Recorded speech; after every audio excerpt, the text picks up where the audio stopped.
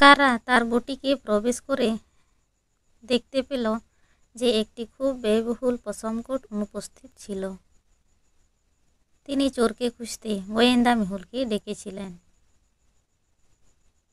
তিনি মেহুলকে জানিয়েছিলেন যে তিনি 3 জনকে সন্দেহ করেছেন। প্রহরী: আমি কোড সম্পর্কে কিছুই জানি না, আমি এটি চুরি করিনি। বন্ধু: আমি গতকাল বুটিকের কাছে গিয়েছিলাম কিন্তু কিছুই চুরি করিনি। দাসী: আমার পশমের প্রতি অ্যালার্জি, আমি কিভাবে এটি চুরি করতে পারি?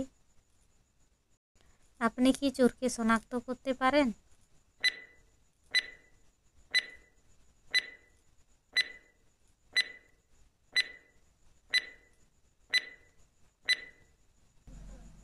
কাজের মেয়েটি বলেছিল যে সে পশমের সাথে অ্যালার্জি যুক্ত, তবে তার বাড়িতে একটি বিড়াল রয়েছে।